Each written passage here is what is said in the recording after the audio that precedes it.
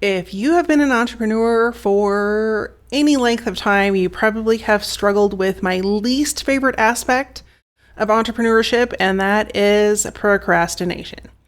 And a lot of times you just get stuck, like you don't know what you should do next, you don't know what piece of content to create, and it can really, frankly, suck.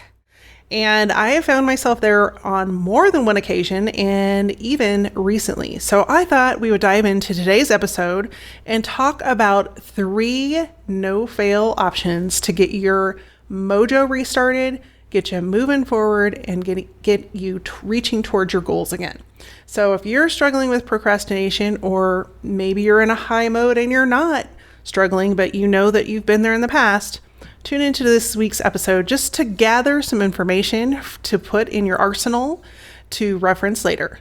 Without further ado, let's dive into this week's episode. Hey there, I'm Elisa Connor, ex-corporate marketer turned entrepreneur. And along the way, I made all the mistakes just so you don't have to. Chances are you have a pretty full career.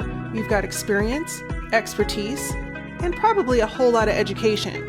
The problem is, people can't find you. This is why each week on the Second Act Entrepreneur Show, we feature expert education, marketing insights, and mindset shifts that are going to help you create a profitable business so you can secure your legacy, ensuring that you thrive not only in your first career, but also your second act. Welcome to the Second Act Entrepreneur Show. One of the things I hear most often from clients and people that before they become clients is, I just don't have time to email. I don't have time to email my list every single week. I don't know what to put in the emails. I stare at my computer and it's just looking at a blank screen.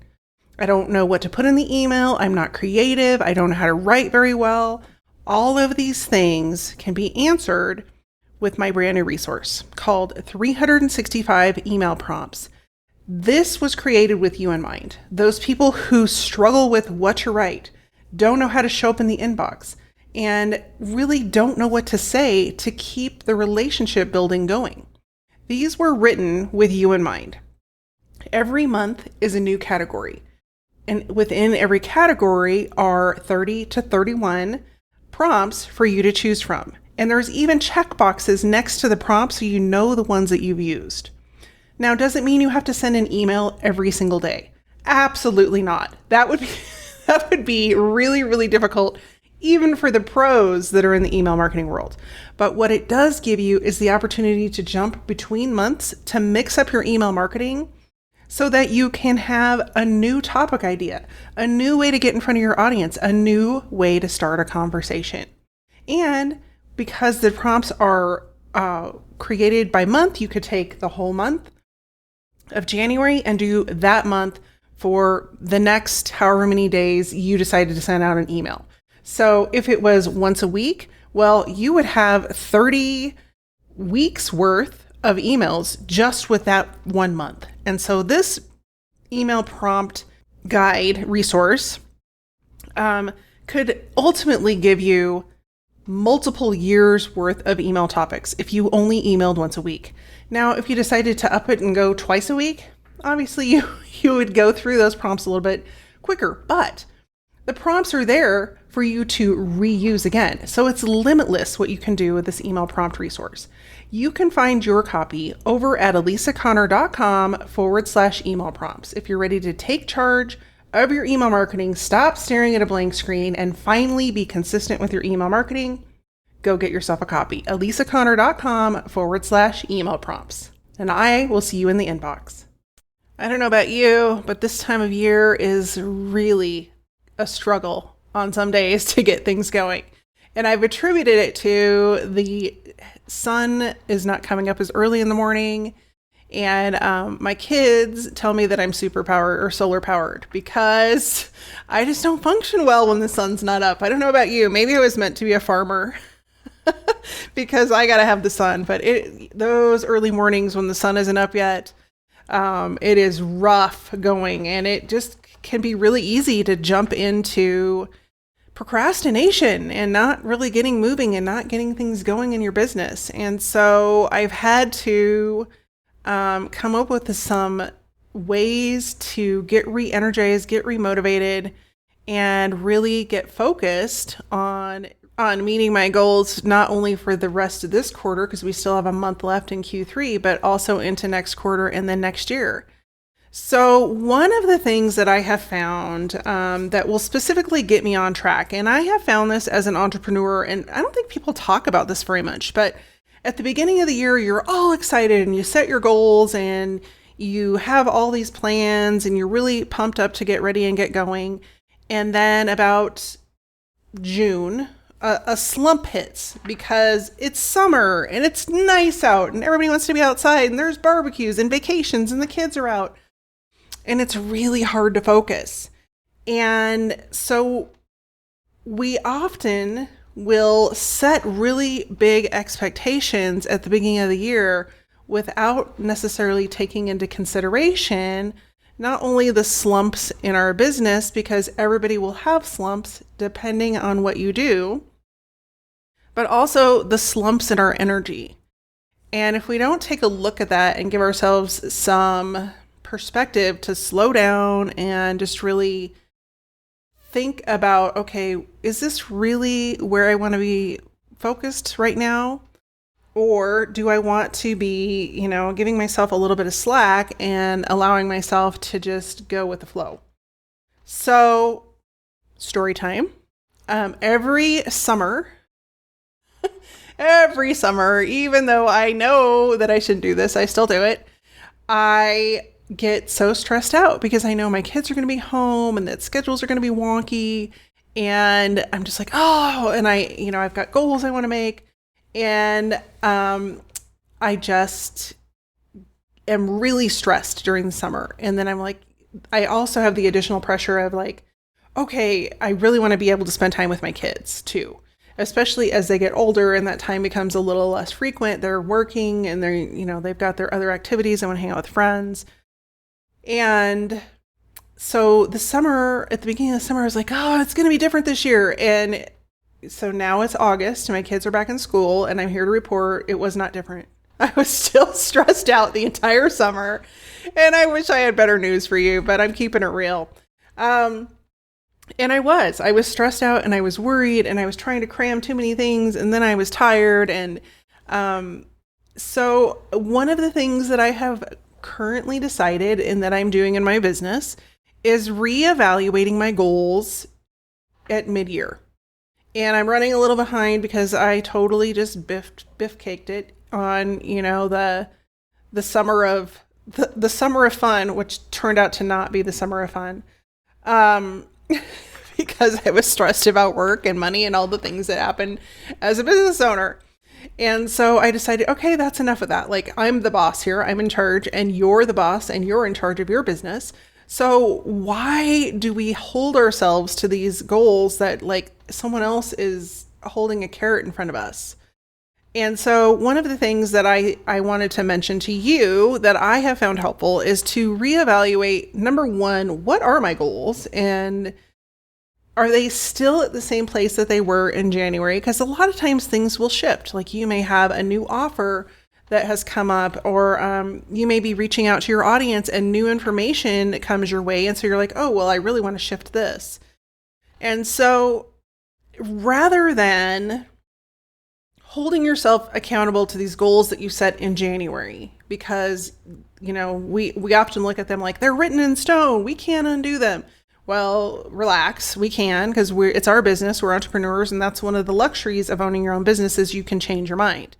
And so as I'm revamping my goals and I'm rethinking about, okay, what do I want to do for the rest of the year and even the beginning of next year, it's re-energizing me. It's letting me think about things in a different way. It's letting me examine, like, what are things that people have asked about? What are things that people really need? And I think as entrepreneurs, sometimes that comes very naturally to us, but sometimes we let the work get in the way. And so I would rather have you just do these check-ins with yourself, because there's nobody out there that's going to hold you accountable unless you hire a coach of some sort and they're going to hold your feet to the fire. But even then, you may be working on a really specific piece of your business and not your business overall. So when you're looking at your goals, just take a quick gander and say, okay, here it is, for example, almost September 1st. Where have I come this year without any judgment, without any blame, without any guilt? And where is it I want to be by the end of the year? Now, what were my goals at the beginning of the year? And what did I do and what did I not do to get those goals moving? What was in my control? What was out of my control? Because that's something we often don't consider, is we don't have control of everything. We don't have control of the economy. We don't have control over, for example, COVID, shutting everything down. We don't have control over, somebody getting sick. We don't have control over a lot of things. And so there may be things outside of your business that have kept you from meeting those goals. And if you're anything like me as an entrepreneur, you're like, oh, you're really hard on yourself without taking into consideration that not everything that happens is going to be in alignment with where you want to go. With that in mind, one of my favorite sayings that I have actually shared a lot this year, because I feel like there's a lot of people that are in this same boat, which is one of the reasons I wanted to create this episode, is that we get in a hurry to make our business work. And one of the quotes I shared with a friend, and I've heard it many times, and perhaps you've heard it too, but it's, what is meant for you will not pass you by. And I just think that's so powerful. I actually put it on my bathroom mirror, because I think sometimes we get in a hurry, like our success isn't coming fast enough. Our we're not reaching our goals as fast as we want. And in reality, that which is meant for us, the lessons, the success, the clients, the people that we're supposed to meet, if we are supposed to meet them and they are supposed to cross our path and those goals are supposed to come true fruition for us, it's inevitably going to happen. Our success is inevitable. But the universe, God, however you believe, it's on that timeline, not yours. And so, yes, put in the action. Yes, do the work. Yes, show up every day and do your best. But just know that what is meant for you is meant for you. It's not meant for someone else, and that you will get there when you get there. And I think just taking that pressure off, because yes, you should set goals. And, in a marketing world, you not only should have business goals, you should have, thought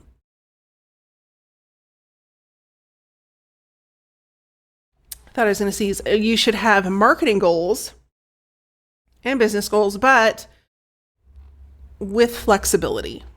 Like, allow yourself to be flexible. And I think that's one of the biggest lessons I've learned in the many years that I've been running my own business, is the more flexibility you provide to yourself, the less anxious you become if things aren't going the way you want them to. And I think reflecting on that and just knowing that is going to help me as the holiday season comes across, because that's another time of my business where things slow down, and just really being in the moment and enjoying time with family and enjoying time with friends and enjoying time with my kids, and just knowing like I can still do a lot of work between now and then, and even have things going on during that time, but not to stress out if things aren't working out exactly as the plan. Like, step 1 is this, step 2 is this, step 3 is this, because the world doesn't always work that way. So that is my tip number 1, which is just, yes, make plans, but also be open to serendipity. And also know that what is meant for you is meant for you, and that it will happen eventually. It just may not be on the timeline you've set in your own mind. So another tip I have for when you just can't get your mojo going, and I labeled this as procrastination, and a lot of times it emanates as procrastination because we've let it kind of fester for a while, but it's not always the first symptom that we think of is procrastination, because nobody wants to think, oh, I'm procrastinating. And a lot of times we're doing a lot of work and not doing the right things. And that is keeping us from getting to where we want to go, because we're not doing the right things in our business to help it grow.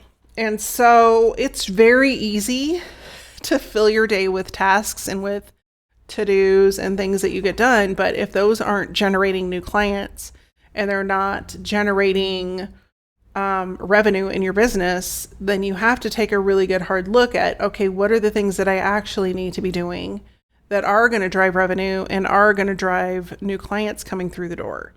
And sometimes, in fact, most times, those activities are things we don't want to do or that we're afraid to do.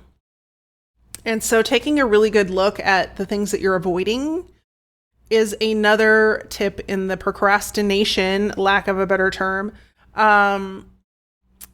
mode. Like, what are the things that you keep putting off or that have forever been on your to-do list, and either just taking them off completely because they don't need to be done, or really diving in and making that thing happen because it is going to push a lever on you getting to a financial goal, a hiring goal, whatever that goal is in your business.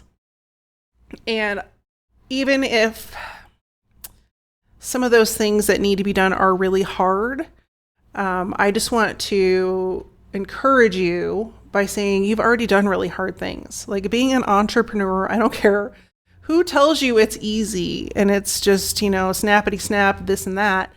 Being an entrepreneur is probably one of the hardest things you'll ever do in your life. And if you spend time around people that haven't walked this journey, you will quickly find that they are working a whole lot less than you are and probably can't relate to what you do. I run into this often in my golf league.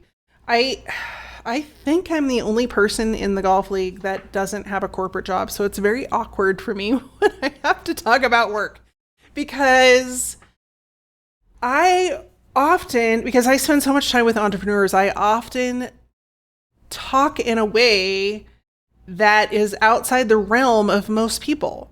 A perfect example is I have a really good friend who I golf with, not only in the league, but outside the league. We've been friends for years and years and years. Our kids started kindergarten together, and now our kids are all seniors. And she said to me the other day, she's like, yeah, we went on a college trip, and I just found out about podcasts. And I looked at her, and I was like, are you serious? Like, you just found out about podcasts? And it occurred to me, like, most entrepreneurs do not think the way the rest of the world thinks. Like, I've had a podcast for 5 years. I just wandered across podcasts now in 2022. I'm like, where have you been? So it's comical to me. And of course, it's not everyone, but there are reminders out there that most entrepreneurs have taken on a lot of initiative, ambition, extra work, self-work, and things that take up energy, they take up space, they take up time, and we don't always give ourselves credit for taking on those things. And I also, along the way this week, I've had all these very interesting facts, statistics come across my mind's eye in different ways. And one of the things, it was just astonishing to me that it was something like 70% of people, adults, have not read or finished a book past high school ever. And something like 85% of adults have not read or completed a book in the last year. And I was just thinking, oh my gosh, I don't know, who are these people? Like, because if you are like me, we are constantly learning, constantly reading, because we want to better ourselves so that we can grow our business. And so when you're thinking about procrastination and you're like beating yourself up because you think you should be further along and you should be doing better and blah, blah, blah, blah, blah, all the things you say to yourself. One, pat yourself on the back because you've come a long way, baby.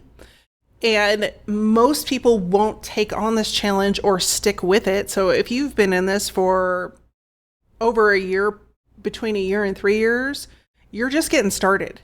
Like there are the veterans, the old veterans out there who have been doing this entrepreneur gig for a long damn time. And we still have goals we haven't met. We still have goals that we struggle to get to.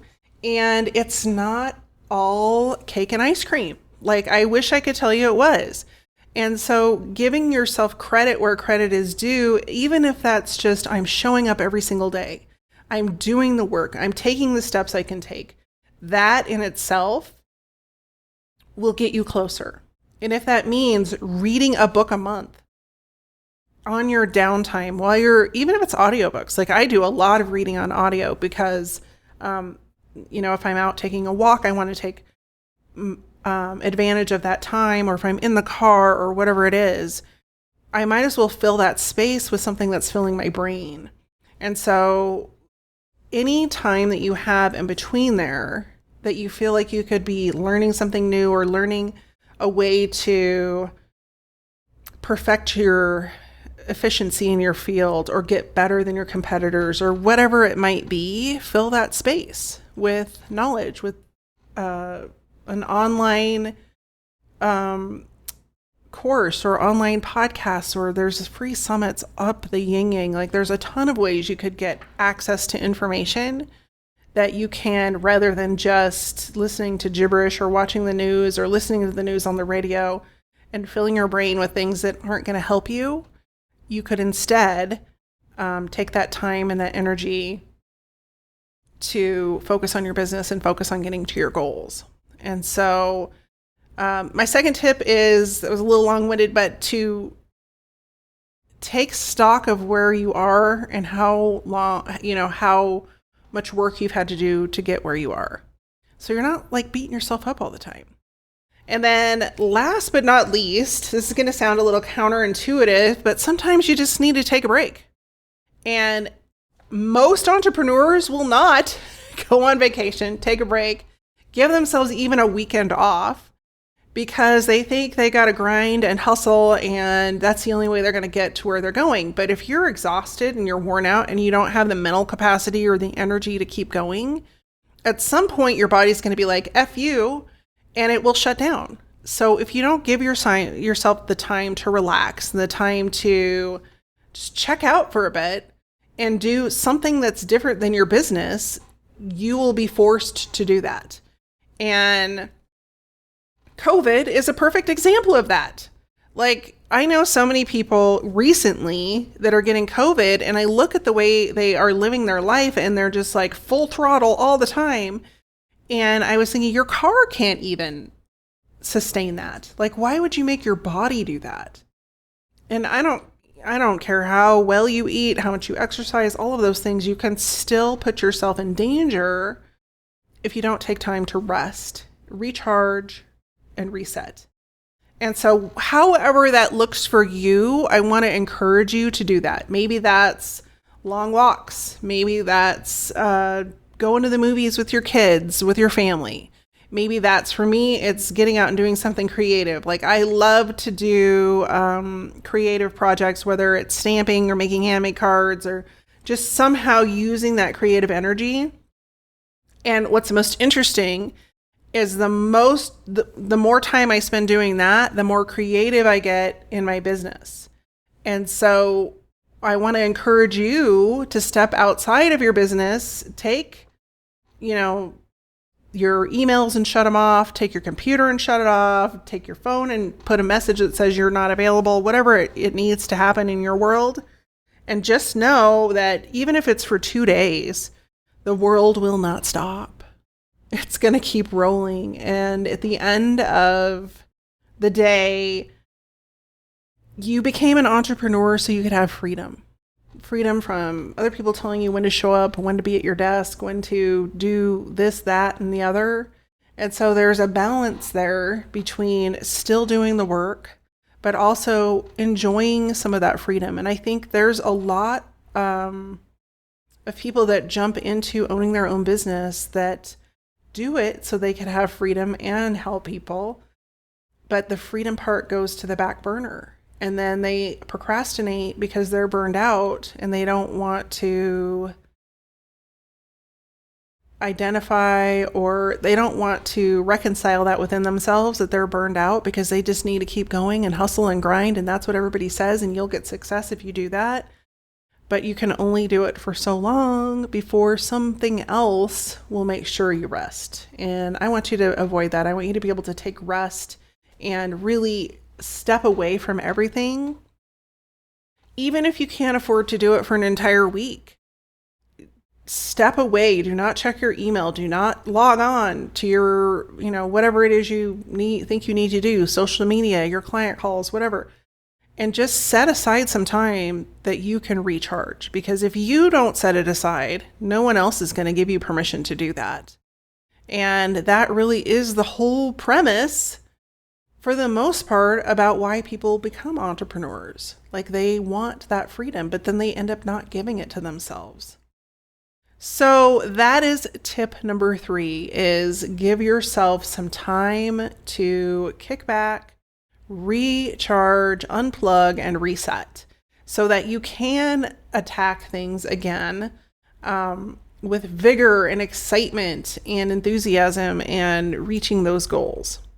So that is what I have for you today. Just 3 quick tips. 1 is to reevaluate your goals, make sure that they're in alignment with where you are and where your business is at the moment.